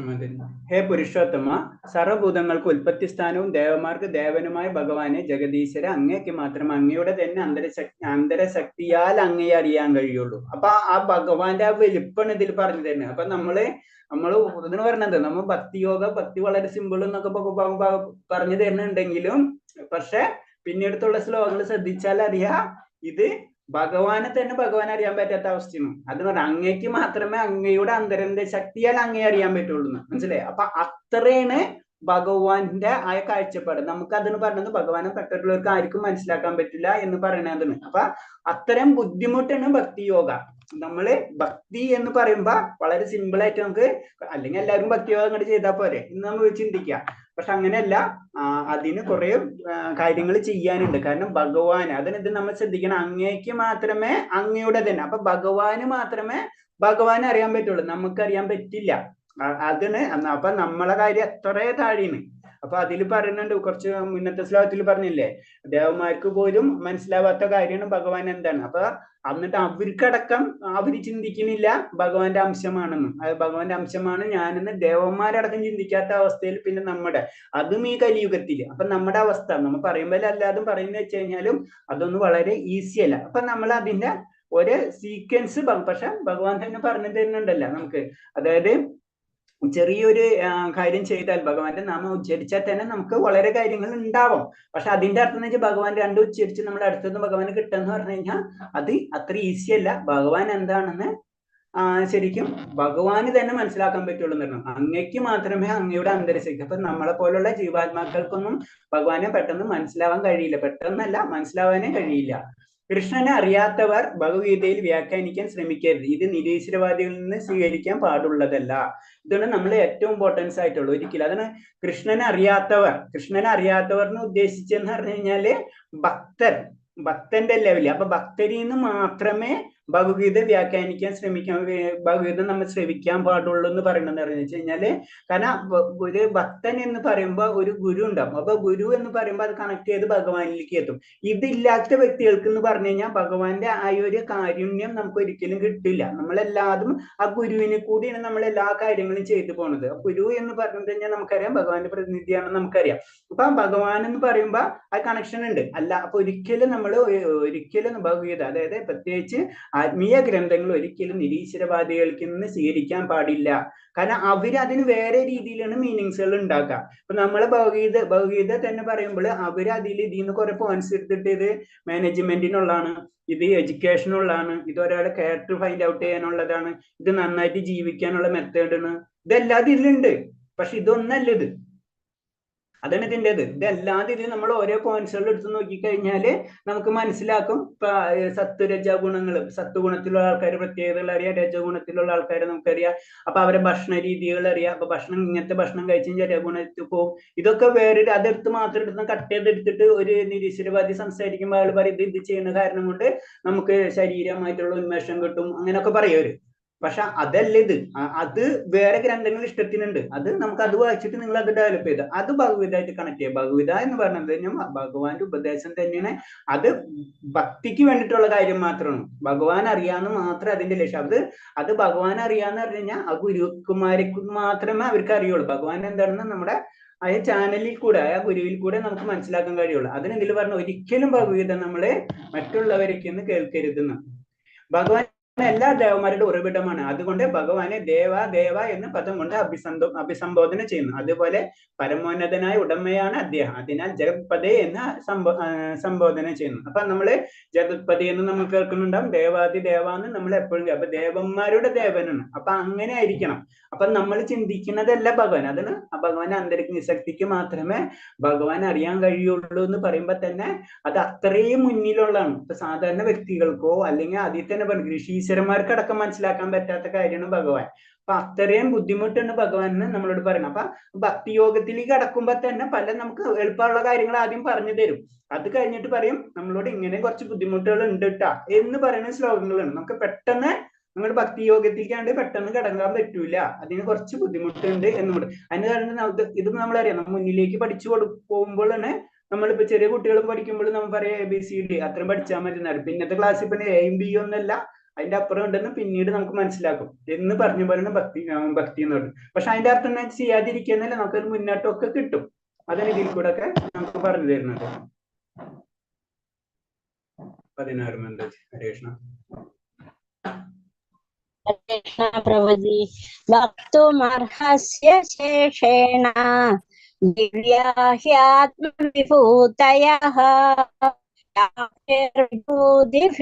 ലോകാൻ ഇമാംസ്തം വ്യാപ്യ തിഷ്ഠസി. ഈ ലോകങ്ങളിലെമ്പാടും വ്യാപിച്ചിരിക്കുന്നു അങ്ങയുടെ ദിവ്യവിഭൂതികൾ. അവയെ കുറിച്ച് എനിക്ക് വിശദമായി പ്രണാം മാതാജി. ഈ ലോകങ്ങളിലെമ്പാടും വ്യാപരിച്ചിരിക്കുന്ന അങ്ങയുടെ ദിവ്യ വിഭൂതികൾ, അവയെ കുറിച്ച് എനിക്ക് വിശദമായി പറഞ്ഞു തരൂ. അപ്പൊ അത് പറയണില്ല, ആന്തരിക ശക്തിക്ക് മാത്രമേ ഭഗവാൻ അറിയാൻ പറ്റുള്ളൂ എന്ന്, ഭഗവാന് മാത്രമേ ഭഗവാൻ അറിയാൻ പറ്റുള്ളൂ എന്ന് പറയുമ്പോ അർജുന് ഒന്നും കൂടെ ഒരു ക്യൂരിയോസിറ്റി എന്ന് പറയില്ല, ഒന്നും കൂടെ ആഗ്രഹിക്കുന്നത്. അപ്പൊ എന്താണ്, അതായത് ഭഗവാന്റെ അപ്പൊ അതൊക്കെ നമുക്കറിയാം, ഭഗവാന്റെ വിസ്തരണങ്ങളൊക്കെ ഭഗവാന്റെ വിഭൂതികൾ നമുക്ക് വേണമെങ്കിൽ പറയാം. കാരണം എന്താ വെച്ചാൽ എല്ലാതും ഭഗവാനിൽ. അപ്പൊ അതൊക്കെ എങ്ങനെയാണെന്ന് അതൊക്കെ ഒന്നും പറഞ്ഞു തരാം. അത്ര ആഗ്രഹമാണ്. അതായത് ഭക്തന് മാത്രമേ ഭഗവാന്റെ കഥ കേൾക്കാൻ ആഗ്രഹം ഉണ്ടാവുള്ളൂ. അപ്പൊ എത്ര പറഞ്ഞു കഴിഞ്ഞാലും മതി വരുന്നില്ല. അപ്പൊ ഇത് അർജുനനെ കാര്യങ്ങൾ മനസ്സിലായിട്ടുണ്ട്. അപ്പൊ എന്നിരുന്നാലും ആ വിഭൂതികൾ എന്തൊക്കെയാണെന്ന് എന്നോട് വിശദമായിട്ട് പറഞ്ഞു തരാൻ പറയുന്നു. അവ്യക്തിഗതികവാദികൾ കൃഷ്ണന്റെ സർവ്വവ്യാപ്തമായ ഭാവത്തിന് പ്രാധാന്യം കൊടുക്കുന്നു. ഇത് നമുക്കറിയാവുന്ന കാര്യം തന്നെയാണ്. കാരണം അവരൊരിക്കലും അത് ഓട്ടോമാറ്റിക്കായിട്ട് ബ്രഹ്മം എന്നുള്ള ഇതിലാണ് അവര് യോജിക്കുന്നത്. അപ്പൊ ഇതില് നമ്മൾ ഇത്രേ ഉള്ളൂ, അതിൽ ഈ ബ്രഹ്മത്തിലാണ് ഇതല്ലാതെ ഉള്ളത്. അപ്പൊ അതിനെ ശരിക്കും ഒരു ഭക്തന് മാത്രമേ അതിനെ തിരിച്ചു കാണാൻ കഴിയുള്ളൂ. അപ്പൊ നമ്മൾ ശൂന്യവാദികളെ നമ്മൾ സംബന്ധിച്ച് അവരെ ചിന്തിച്ചാലും അവർക്ക് ഇതെല്ലാം കൂടെ ഒന്നിച്ചിരിക്കണ പോലെ തോന്നും. അതായത് നമ്മൾ സിമ്പിൾ ആയിട്ട് പറഞ്ഞു കഴിഞ്ഞാൽ, ഒരു കണ്ണു പൊട്ടൻ ഒരു ആനനെ കണ്ടു കഴിഞ്ഞിട്ടുള്ള ഒരു കഥ കേട്ടിട്ടുള്ള പോലെ തന്നെയാണ്. കണ്ണ് തുറന്നാൽ ഇതൊക്കെ ഇത് കാലുണ്ട്, ഇതൊക്കെ മനസ്സിലാവും, അല്ലെങ്കിൽ ഇതല്ലാതെ ഒരു രൂപം എന്ന് മാത്രം മനസ്സിലാവുള്ളൂ എന്ന് പറഞ്ഞ പോലെയാണ് ശരിക്കും ഒരു ഭക്തന് മാത്രമേ ഭഗവാന്റെ രൂപം മനസ്സിലാവുള്ളൂ. മറ്റുള്ളവർക്ക് ഒരു വ്യക്തിക്ക് ഒരു അന്ധനെ പോലെ തന്നെയാണ്. പക്ഷെ എന്തോ ഉണ്ട് അവിടെ, മനസ്സിലായി. അപ്പൊ ഒരു അന്ധൻ ഒരു ആനനെ കാണുന്ന പോലെ നമുക്ക് വേണമെങ്കിൽ ഇൻഡയറക്റ്റ് ആയിട്ട് അതിനെ പറഞ്ഞു മനസ്സിലാക്കാൻ പറ്റും.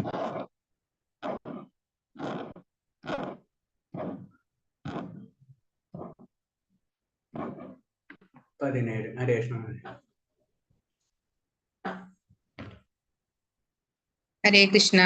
ഹരേ കൃഷ്ണ.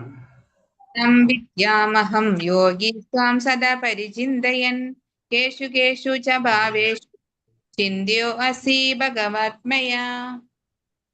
ഹേ യോഗേശ്വരനായ കൃഷ്ണ, അങ്ങയെ ഞാൻ നിരന്തരം ധ്യാനിക്കുന്നതും അറിയുന്നതും എങ്ങനെ വേണം? അല്ലയോ പരമ ദിവ്യോത്തമ പുരുഷ, ഏതെല്ലാം രൂപങ്ങളിലാണ് ഞാൻ അങ്ങയെ ഓർക്കേണ്ടതെന്ന് പറഞ്ഞു തരൂ. ഹരേ കൃഷ്ണ പ്രഭുജി. ഹരേ കൃഷ്ണ മാതാജി. യോഗേശ്വരനായ കൃഷ്ണ, അങ്ങയെ ഞാൻ നിരന്തരം ധ്യാനിക്കുന്നതും അറിയേണ്ടതും എങ്ങനെ വേണം? അല്ലയോ പരമദിവ്യോത്തമ പുരുഷ, ഏതെങ്കിലും രൂപത്തിലാണ് ഞാൻ അങ്ങയെ ഓർക്കേണ്ടതെന്ന് പറഞ്ഞു തരും. അപ്പൊ ഭഗവാൻ നമ്മളെ ആദ്യം വളരെ സിമ്പിൾ എന്നൊക്കെ പറഞ്ഞു, അത് കഴിഞ്ഞിട്ട് കുറച്ചുകൂടെ കോംപ്ലിക്കേറ്റഡ് ആക്കി നമുക്കറിയാം. അപ്പൊ അർജുനനും ഇപ്പൊ ആകെ സംശയത്തിലാവണേ, നമുക്ക് കേൾക്കുമ്പോ അറിയാം. അപ്പൊ ഇത്തരം വിഭൂതികളും ഇതല്ലാതെ ഉണ്ട്, ഋഷിമാർക്ക് പോലും മനസ്സിലാവണില്ല ഭഗവാൻ എന്താണെന്ന്, ഭഗവാൻ അന്തരശക്തിക്ക് മനസ്സിലാവുള്ളൂ. പക്ഷെ അർജുനനെ അറിയാം പരമദിവ്യോത്തമ പുരുഷനാണ്. കാരണം ഋഷിമാരെല്ലാവരും പറഞ്ഞിട്ടുള്ളത് ഭഗവാനെ അൾട്ടിമേറ്റ് എന്നൊക്കെ പറയുന്നുണ്ട്. അപ്പൊ ആഗ്രഹമുണ്ട് ഭഗവാനെ പ്രാർത്ഥിക്കാനും കാര്യം. പക്ഷെ അത് എങ്ങനെയാണ്? കാരണം ഇത്രയും കാര്യങ്ങൾ കേൾക്കുമ്പോ നമ്മളിപ്പോ എന്താ വെച്ചാൽ ഒരു സബ്ജക്ട് ഒരു വലിയ ഡിസ്കഷൻ നടക്കുന്ന ചോദിച്ചാൽ, അപ്പൊ നമ്മൾ ചിലപ്പോ 2 മണിക്കൂർ 3 മിനിറ്റ് അത് കേട്ട് കഴിഞ്ഞിട്ട് ലാസ്റ്റ് നമുക്ക് കുറച്ച് കഴിയുമ്പോൾ നമ്മൾ പറയും കാര്യമൊക്കെ ഓക്കെ, ഇനി എന്താ ചെയ്യേണ്ടത്? ഇപ്പൊ നമുക്കൊരു ജോലി, ഒരു വ്യക്തി നമ്മളൊരു ജോലി അസൈൻ ചെയ്യണം, നമ്മുടെ ഇന്ന ജോലി ചെയ്യണം എന്നൊക്കെ പറഞ്ഞ് കുറെ കാര്യങ്ങൾ പറഞ്ഞു കഴിഞ്ഞിട്ട് കുറേയൊക്കെ നേരം കഴിയുമ്പോൾ നമുക്ക് ആ കൺഫ്യൂസ് ആവും. ആദ്യമൊക്കെ മനസ്സിലാവും, പിന്നെ ആ കൺഫ്യൂസ് ആയിട്ട് ലാസ്റ്റ് ഞാൻ എന്താ ചെയ്യേണ്ടതെന്ന് ചോദിക്കും സിമ്പിൾ ആയിട്ട്. എന്ന് പറഞ്ഞ പോലെ അർജുനൻ ചോദിക്കണ്, എല്ലാ പരമവിദ്യാഭ്യാസനെ അങ്ങേ ഞാൻ എങ്ങനെയാണ് ഓർക്കേണ്ടത്? കാരണം ഭഗവാൻ എന്ന് പറഞ്ഞാൽ നമുക്ക് പറഞ്ഞാൽ തീരൂല ഭഗവാന്റെ കാര്യങ്ങള്. അപ്പൊ ഏറ്റവും സിമ്പിൾ ആയിട്ട് ഒരു ഭക്തനെ സംബന്ധിച്ച് എന്താ ചെയ്യേണ്ടതെന്ന് ഷോർട്ട് കട്ട് ആയിട്ട് അർജുനൻ ചോദിക്കുന്ന ഒരു ശ്ലോകമാണത്. അതായത് പരമദിവ്യോത്തമ പുരുഷൻ തന്റെ യോഗമായാൽ മൂടപ്പെട്ടിരിക്കുന്നു. യോഗമായയുടെ ശക്തിയിലാണ് ഭഗവാൻ മനുഷ്യദൃഷ്ടിക്ക് പ്രത്യക്ഷനാവുകയും അപ്രത്യക്ഷനാവുകയും ചെയ്യുന്നത്. അപ്പൊ അത് ഒന്നും കൂടെ അതിൽ ക്ലിയർ ചെയ്യുന്ന കാരണം എന്ന് വെച്ച് കഴിഞ്ഞാൽ, യോഗമായ എന്ന് പറഞ്ഞ ഭഗവാന്റെ തന്നെ നമുക്കറിയാം ഒരു ശക്തി എന്ന് പറയാം, ആന്തരിക ശക്തിയാണ്. അപ്പൊ യോഗമായയിലാണ് ഭഗവാൻ മൂടപ്പെട്ടിരിക്കുന്നത്. അപ്പൊ ആ യോഗമായയുടെ ശക്തി ഇല്ലാതെ, അപ്പൊ അതിന് പറഞ്ഞ യോഗമായയുടെ ശക്തി ഇല്ലാതെ നമുക്ക് ഭഗവാനിലേക്ക് കണക്ട് ചെയ്യാൻ പറ്റില്ല. അപ്പൊ യോഗമായ കടാക്ഷിച്ചാലോ നമുക്ക്, അതാണ് നമ്മള് രാധാറാണിനെ നമ്മള് പ്രാർത്ഥിക്കുന്നത്. അതായത് യോഗമായിന് രാധാറാണി നമുക്കറിയാവുന്നതാണ് ആന്തരിക ശക്തി എന്നല്ല. അപ്പൊ യോഗമായയുടെ കടാക്ഷം ഇല്ലാതെ നമുക്ക് ഭഗവാനിലേക്ക് കണക്ട് ചെയ്യാൻ പറ്റില്ല. അങ്ങനെ യോഗമായയുടെ കടാക്ഷം ഉണ്ടായാലേ മാത്രമേ ഭഗവാൻ നമുക്ക് പ്രത്യക്ഷവും അപ്രത്യക്ഷനാവുകയോ ചെയ്യുള്ളൂ. അപ്പൊ തന്നെ ഞാൻ ആദ്യമേ തന്നെ പറഞ്ഞത്, അതും കൂടെ കഴിഞ്ഞ ആ ഫിൽറ്ററും കൂടെ യോഗമായയുടെ കഴിഞ്ഞു കഴിഞ്ഞാലോ നമുക്ക് ഭക്തൻ എന്നുള്ള ലേബല് കിട്ടുള്ളൂ.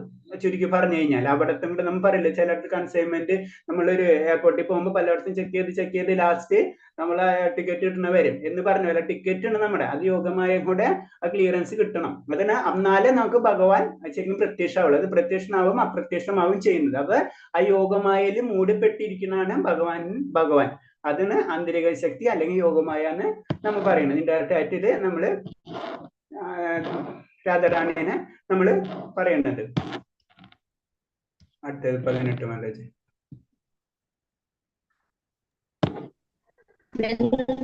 മാതാജി വായിച്ചോളൂ മാതാജി. ഹരേ കൃഷ്ണ. ഹരേ കൃഷ്ണ മാതാജി. വിസ്തരണേൽ മനോയോഗം വിഭൂതിം ച ജനാർദ്ദന ഭൂയാ കഥയ തൃപ്തിർഹി ശൃണോത്തോ നാസ്തി മേ അമൃതം. അങ്ങയെ പറ്റി എനിക്ക് ഒരിക്കലും മതി വരുന്നില്ല. ആസ്വദിക്കുവാൻ തോന്നുന്നു. ഹേ ജനാർദ്ദന, അങ്ങയുടെ വിഭൂതികളെ പറ്റി അവയുടെ യൗകിക പ്രഭാവത്തെ പറ്റി വീണ്ടും വിശദമായി വിവരിച്ചു തന്നാലും. ഹരേ കൃഷ്ണ പ്രഭു. ഹരേ കൃഷ്ണ മാതാജി. പ്രണാമം മാതാജി. അങ്ങയെ കേട്ടിട്ട് എനിക്കൊരിക്കലും മതി വരുന്നില്ല. കേൾക്കുന്തോറും അങ്ങയുടെ വാക്കുകളാകുന്ന അമൃതത്തെ ആസ്വദിക്കാൻ തോന്നുന്നു. ഹേ ജനാർദ്ദന, അങ്ങയുടെ വിഭൂതികളെ പറ്റി അവയുടെ യൗകിക പ്രഭാവത്തെ പറ്റി വീണ്ടും വിശദമായി വിവരിച്ചു തന്നാൽ. അപ്പൊ ഞാൻ പറഞ്ഞത്, ഒരു ഭക്തൻ എപ്പോഴും ഭഗവാന്റെ കാര്യങ്ങൾ എത്ര കേട്ടാലും മതി വരില്ല. അപ്പൊ ഒന്നും കൂടെ അത് വിവരിച്ചു തരാൻ വേണ്ടി ഭഗവാൻ വരും വിഭൂതികളെ പറ്റി. അതാണ് ഭക്തൻ. അപ്പൊ അങ്ങനത്തെ ഒരു ലെവലിലേക്ക് നമ്മൾ വന്നാലോ നമ്മളൊരു ഭക്തനാവുള്ളൂ. നമ്മള് ഭഗവാന്റെ കാര്യങ്ങൾ എത്ര കേട്ടാലും നമുക്ക് ബാക്കിയൊക്കെ ബാക്കിയല്ലാതെ സെക്കൻഡറിയാണ്. ഇതാണ് നമ്മളെ പ്രയോറിറ്റി. അപ്പൊ ആ ലെവലിലേക്ക് ഇത് ഉണ്ടായി കഴിഞ്ഞാലോ നമുക്ക് ഹാപ്പി കിട്ടുള്ളൂ. നമ്മൾ ബാക്കി അല്ലാതെ മാറ്റി വെക്കേണ്ട ലെവലിലേക്ക് നമ്മൾ ഉയരും. അപ്പൊ അവിടെ എത്തുമ്പോഴാണ് നമ്മ ഭക്തി തുടങ്ങുന്നത്. അല്ലെങ്കിൽ നമ്മള് ഇതാണ് സെക്കൻഡറി എന്ന് പറഞ്ഞു കഴിഞ്ഞാൽ ഭഗവാൻ സെക്കൻഡറി വരും. അത് നമുക്ക് ഒരു ഉദാഹരണം നമുക്കറിയാലോ. അതായത് ദ്രൗപദിയുടെ വസ്ത്രാക്ഷേപം ചെയ്യുന്ന സമയത്ത് ആ 2 കൈ വിടുമ്പോഴാണ് ശരിക്കും ഭഗവാൻ വരുന്നത്. അതാണ്. അപ്പൊ അത്ര നേരം ഭഗവാന്റെ വിശ്വാസം ഉണ്ടാവുമ്പോഴാണ് അത് നമ്മളെ ഫസ്റ്റ് പ്രയോറിറ്റി ഭഗവാനിലേക്ക് നമ്മൾ കണക്ട് ചെയ്യണം. അപ്പൊ അങ്ങനെ ചെയ്യുമ്പോഴോ ഭഗവാൻ നമ്മളിലേക്ക് പെട്ടെന്ന് വരുള്ളൂ. അപ്പൊ അത് ഒരു സമയമല്ല, അതിന് 24 hours എന്നുള്ള രീതിയിൽ നമ്മൾ പറയുന്നത്. അപ്പൊ ഇതിൽ പറഞ്ഞ ഇത്രേ ഉള്ളൂ. കേൾക്കുന്തോറും ഭഗവാനെ പറ്റി കേൾക്കുന്തോറും അത് കേൾക്കാനുള്ള ആഗ്രഹം കൂടിക്കൊണ്ടിരിക്കണം നമുക്ക്. അതാണ് ഇതിൽ പറയുന്നത്. അങ്ങനെ വരുമ്പോഴൊക്കെയാണ് ശരിക്കും ഭക്തി എന്ന് പറയുന്നത്. ആ ഭക്തി എന്ന് പറയുമ്പോൾ പിന്നെ നമ്മൾ ആ ഒരു സാധനം കിട്ടിക്കഴിഞ്ഞാൽ, പാൽപ്പായസം കിട്ടിക്കഴിഞ്ഞാൽ നമുക്ക് എപ്പോഴും കുടിക്കാൻ തോന്നില്ലേ എന്ന് പറഞ്ഞ പോലെ ആയിരിക്കണം ഭഗവാന്റെ കാര്യങ്ങൾ കേൾക്കുന്ന സമയത്ത്. പിന്നെ ബാക്കി എല്ലാവരും നമ്മൾ മറന്ന് അതിലേക്ക് നമ്മൾ ലയിക്കും. അപ്പൊ ആയ ഒരു കാര്യത്തിലേക്ക് നമ്മൾ മാറണം. അതാണ് ഭക്തിയോഗത്തിൽ ഓരോ ശ്ലോകങ്ങളിൽ കൂടെ പറഞ്ഞു തരുന്നത്. എങ്ങനെയാണ് നമ്മൾ ഭക്തി ചെയ്യേണ്ടതെന്നാണ്. ഭക്തി ചെയ്യേണ്ട കാര്യങ്ങൾ ഓരോ ശ്ലോകത്തിൽ കൂടെ നമുക്ക് പറഞ്ഞു തരുന്നത്. അതാണ് നൈമിഷാരണ്യത്തിൽ വെച്ച് ശൗനകാദികൾ ഋഷികൾ സൂതഗോസ്വാമിയുടെ ഭഗവാന്റെ വിശിഷ്ട ലീലകൾ വാഴ്ത്താൻ പറയുന്നുണ്ട്. അത് ഏത് സമയത്തും ആസ്വദിക്കാൻ കഴിയും. അപ്പൊ അതായത് ഇതൊക്കെ ഭഗവാന്റെ പല കാര്യങ്ങളും പല സമയത്തൊക്കെ വർണ്ണിച്ചിട്ടുള്ളതാണ്. അപ്പൊ നൈമിഷാരണ്യത്തിലും വർണ്ണിക്കുന്ന സമയത്തായാലും അത് അപ്പോഴും ആസ്വദിക്കും. അതായത് എത്ര വർഷം കഴിഞ്ഞാലും ഭഗവാന്റെ ആ ലീലകൾ ആസ്വദിക്കാൻ കഴിയുന്നവരായിരിക്കും ഭക്തന്മാർ. നമ്മൾ വേറൊരു രീതി പറഞ്ഞു കഴിഞ്ഞാൽ നമ്മൾ അങ്ങനെ എപ്പോഴും ഭഗവാന്റെ എത്ര റിപ്പീറ്റ് കേട്ടാലും നമുക്ക് അത് ആസ്വദിക്കാൻ കഴിവുണ്ടെന്ന് വെച്ച് കഴിഞ്ഞാൽ നമുക്ക് മനസ്സിലാക്കാം നമ്മൾ ഭക്തന്റെ ലെവലിലേക്ക് പതുക്കെ അടുത്തുകൊണ്ടിരിക്കുന്നു. അതാണ് പറഞ്ഞത്. അതാണ് ഭക്തിയുടെ ആയ മാർഗങ്ങൾ തന്നെ ഇതിൽ പറഞ്ഞു തരുന്നു. ഭക്തി എന്ന് പറഞ്ഞു കഴിഞ്ഞാൽ ഇതൊക്കെയാണ്. 19 ഹരേ കൃഷ്ണ. ഹരേ കൃഷ്ണ പ്രഭുജി. ഹന്തദേ കഥയിഷ്യാമി ദിവ്യാഹാത്മവിഭൂതയാ പ്രാധാന്യത കുരു ശ്രേഷ്ഠ നാസ്ത്യന്തോ വിസ്തരസ്യ മേ. ശ്രീ ഭഗവാൻ പറഞ്ഞു, അർജുന, ബാസുരങ്ങളായ എന്റെ വിഭൂതികളെ പറ്റി ഞാൻ ഇനി പറഞ്ഞു തരാം. പ്രാധാന്യമുള്ളവയെ പറ്റി മാത്രം വിസ്തരിക്കുകയാണെങ്കിൽ അവയ്ക്ക് അവസാനം ഉണ്ടാവില്ല. ഹരേ കൃഷ്ണ പ്രഭു. ഹരേ കൃഷ്ണ. പിന്നെ അതിൽ പറയണെന്ന് വെച്ച് കഴിഞ്ഞാല് ശ്രീ ഭഗവാൻ പറഞ്ഞ, അർജുന, ബാസുരങ്ങളെ എന്റെ വിഭൂതികളെ പറ്റി ഞാൻ ഇനി പറഞ്ഞു തരാം. പ്രാധാന്യമുള്ളവയെ പറ്റി മാത്രം വിവരിക്കാം. പിന്നെ വിസ്തരിക്കാൻ തുടങ്ങിക്കഴിഞ്ഞാൽ അവയ്ക്ക് അവസാനം ഉണ്ടാവില്ല. അപ്പൊ ഭഗവാന്റെ ആ വിഭൂതികൾ എന്ന് പറയുന്നത് നമുക്ക് ഇൻഫിനിറ്റി എന്ന് പറയും. നമുക്ക് കൗണ്ട് ചെയ്യാൻ പറ്റില്ല. അതായത് തിരമാലകൾ പോലെ തന്നെ ഭഗവാന്റെ അവതാരങ്ങൾ തന്നെ അങ്ങനെയല്ല പറയുന്നത്. നമുക്കറിയാവുന്ന അവിടുത്തെ ദശാവതാരാണ്. പിന്നെ നമ്മൾ 28 അവതാരണം മെയിനായിട്ട് നമ്മൾ പറഞ്ഞു. അതുമല്ല പറയുന്നത്. ഭഗവാന്റെ അവതാരം എന്ന് പറഞ്ഞാൽ കടലിലെ തിരമാല പോലെ തന്നെയാണ്. അത്രയാണ് ഭഗവാന്റെ അവതാരങ്ങൾ. അപ്പൊ അതുപോലെ തന്നെ ഭഗവാന്റെ വിഭൂതികൾ എന്ന് പറഞ്ഞു. ഭഗവാന്റെ വിഭൂതികൾ നമുക്ക് എണ്ണി തിട്ടപ്പെടുത്താൻ കഴിയില്ല. അതിനെന്ത് പറഞ്ഞു. അപ്പൊ അതിൽ പ്രധാനമുള്ളത്, ആവശ്യമുള്ളത്, അത് സാധാരണ നമുക്ക് ഏറ്റവും ഇമ്പോർട്ടൻസ് ഉള്ള കാര്യങ്ങൾ ഞാൻ പറഞ്ഞു തരാം. വിസ്തരിക്കുകയാണെങ്കിലോ അതിന് അവസാനം ഉണ്ടാവില്ല എന്ന് പറയുന്നത്. അപ്പൊ നമ്മൾ തിരമാല എണ്ണം പിടിക്കണ വരുന്നു. അപ്പൊ അത് ജസ്റ്റ് നമ്മള് പറയില്ല, ഒരു ആദ്യത്തെ ഒരു ഇൻട്രൊഡക്ഷൻ അത് എന്താണെന്ന് പറഞ്ഞു തരാന്നല്ലാണ്ട് മുഴുവനും വായിക്കാനുള്ള, ഇപ്പൊ ഋഗ്വേദം യജുർവേദം എന്നൊക്കെ പറയുമ്പോ ഋഗ്വേദം എന്താണ്, യജുർവേദം, അത് മുഴുവൻ വായിക്കാനുള്ള സമയമോ അതിനനുസരിച്ചുള്ള നമുക്ക് ഉണ്ടാവില്ല. അത് മനസ്സിലാക്കാനുള്ള കഴിവ് നമുക്ക് പോരാ. അപ്പൊ അത് തന്നെയാണ് ഭഗവാനെ പറ്റി ഭഗവാൻ പറഞ്ഞു കൊടുക്കുന്നത്. കൃഷ്ണന്റെ വിഭൂതികളെയും നാനാവിധ ശക്തികളെയും പറ്റി പരസ്പരം ചർച്ച ചെയ്യുന്നതിന് കേൾക്കുന്നതിന് വിശുദ്ധ ഭക്തന്മാർ ദിവ്യമായ ആനന്ദം കണ്ടെത്തും. അപ്പൊ നമ്മൾ പറഞ്ഞ പോയിന്റ്സ് തന്നെയാണ്. എല്ലാം ആവിഷ്കാരങ്ങളെ നിയന്ത്രിച്ചു പോരുന്ന തന്റെ വൈഭവങ്ങളെയാണ് വിഭൂതി എന്ന് പറയുന്നത്, അല്ലെങ്കിൽ അസാമാന്യമായ ഐശ്വര്യം. അപ്പൊ വിഭൂതി എന്ന് പറഞ്ഞു കഴിഞ്ഞാൽ ശരിക്കും ഐശ്വര്യത്തിന് അസാമാന്യമായിട്ട് നമുക്ക് സങ്കല്പിക്കാൻ പറ്റാവുന്നതിനും അപ്പുറത്താണ് ഭഗവാന്റെ വിഭൂതികൾ.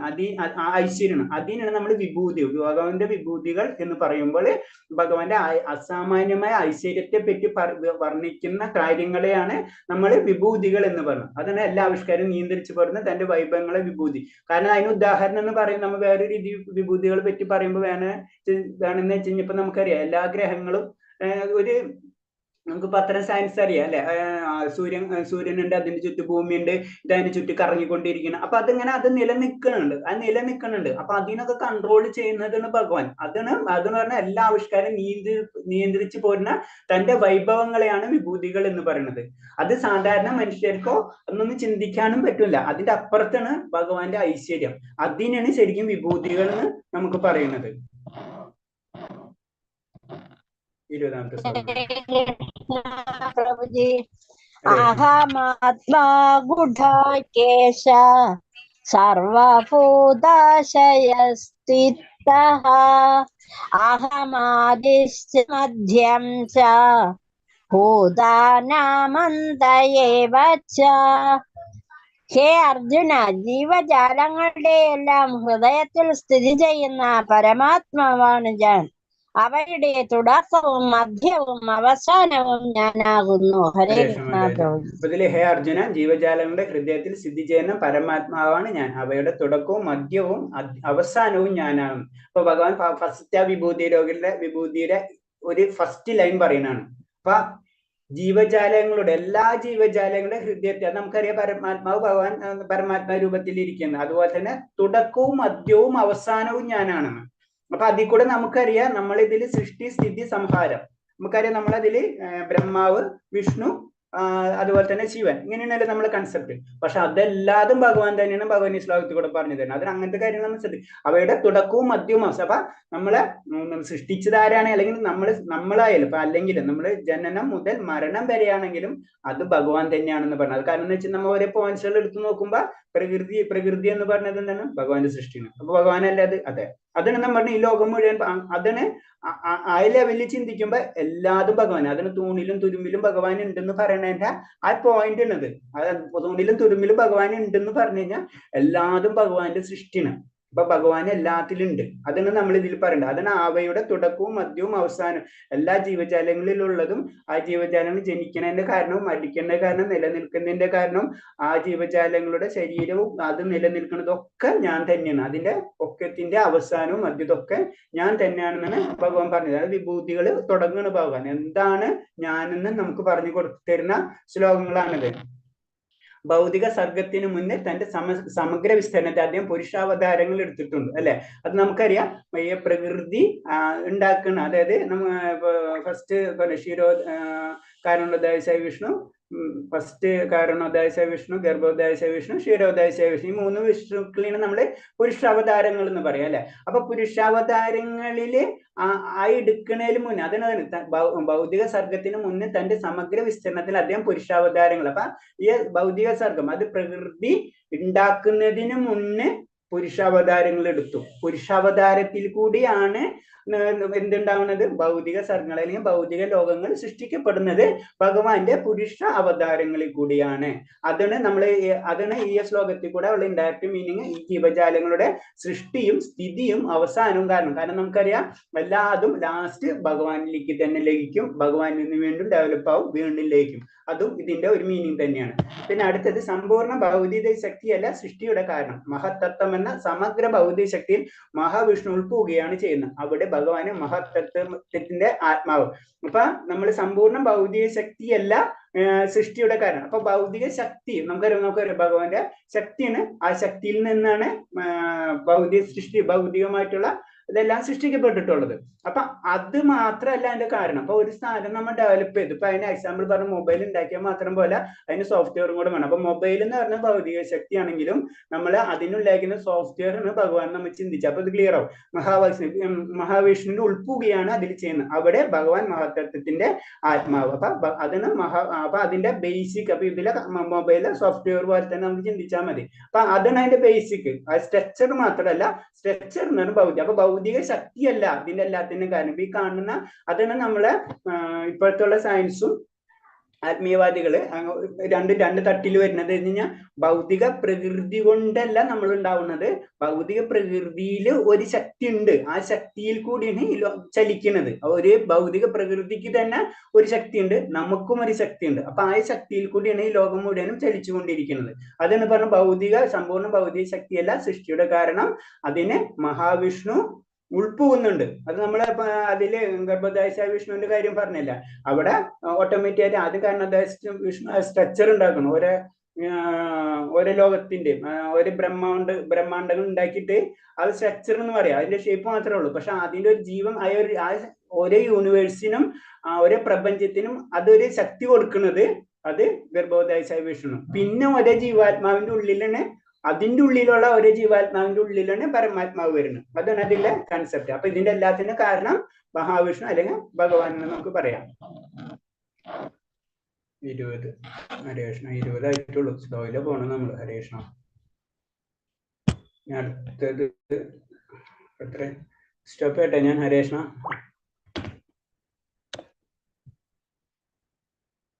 നമുക്കിനി അടുത്ത ക്ലാസ്സിൽ നോക്കാം. 33 ആയില്ലേ?